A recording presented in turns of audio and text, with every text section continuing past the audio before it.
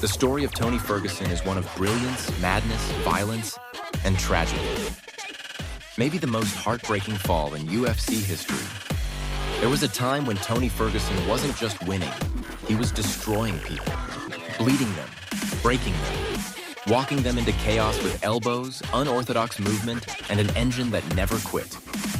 From 2013 to 2019, Ferguson went on a 12-fight win streak in the UFC's toughest division. Names like Josh Thompson, Edson Barboza, Rafael dos Anjos, Kevin Lee, Donald Cerrone, none could stop the storm. And the scariest part? He was getting better with every fight. Tony didn't fight like anyone else. He trained alone, sparred with metal poles, screamed affirmations in mirrors, a one-man army. The kind of behavior that to most looked insane. But that madness worked. It made him relentless and terrifying. Opponents didn't just lose. They left scarred, physically and mentally. He wasn't awkward. He was chaos, a puzzle no one could solve. The UFC didn't know how to promote him, but fans loved him. He was real, violent, unfiltered. And when Khabib Nurmagomedov rose to the top, the world demanded one fight. Ferguson versus Khabib. It was the most anticipated lightweight clash ever. They booked it 5 times. 5 times, it fell apart. Weight cuts, injuries, pandemics. It became cursed, a ghost fight.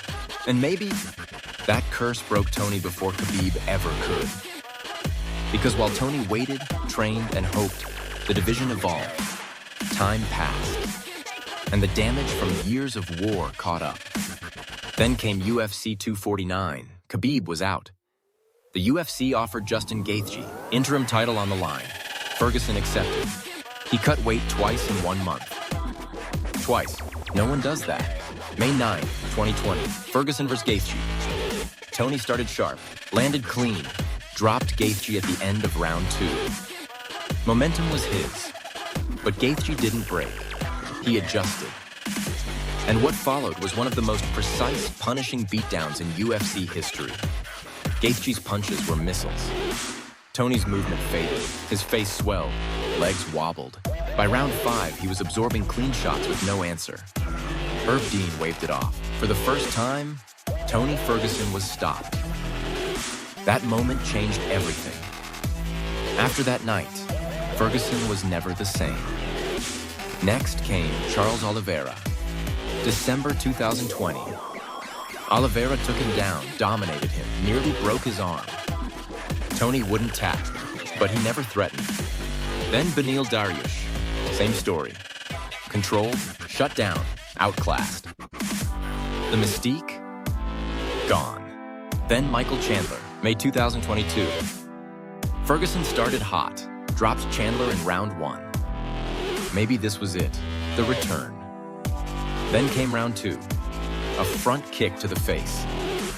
One of the most violent knockouts in UFC history. Tony dropped like a statue, out cold. The world froze, the Boogeyman was gone. But Tony kept going. He faced Nate Diaz on short notice, lost by submission. He fought Bobby Green. Another submission loss. 7 straight defeats. The longest skid in UFC lightweight history. But this isn't just a record. It's the collapse of a legend. A warrior who gave more than he should have. Tony didn't quit. He didn't slack. He believed. And that's what makes this story so brutal. He still believes. He trains like a savage, sprinting hills, wrestling dummies, posting clips. He hasn't stopped. But belief doesn't beat time, or concussions, or broken bones. Ferguson didn't win with clean technique. He won with Tony. He aged in dog years. There's more. Outside the cage, Tony faced mental health battles, police calls, family issues. In the UFC, they didn't protect him. They booked him. Because Tony never said no. Yes to short notice. Yes to violence. Yes to war. Now, at 25-9, fans are torn. Some say retire now. Save what's left. Others say let him fight. Let him go out his way. But one truth remains. Tony Ferguson's legacy is already sealed. No undisputed belt, no Khabib fight, but unforgettable chaos. He made elbows iconic. He made pain look beautiful. He made violence an art form. In a sport full of fake hype, contracts, and clout, Tony was real. He gave everything and more, and that deserves respect. Whether he fights again or walks away, Tony's story is both caution and tribute. Greatness isn't just about gold. It's about pain, sacrifice, heart. It's about walking forward when everything says stop. That's Tony, still chasing, still hunting, still El Cucuy. So what's next? UFC release? Retirement? One last war? Nobody knows. Maybe he wins one, maybe he doesn't. But he's already a legend. Tony Ferguson didn't need a title to be great. He just needed chaos, and he gave it all. So next time they talk lightweight goats, Khabib, Oliveira, McGregor, remember Tony. Remember the man who bled for this game, because Tony Ferguson gave us everything. And that is more than most ever will. Do you think Tony should retire, or does he have one more war left? Tell us in the comments.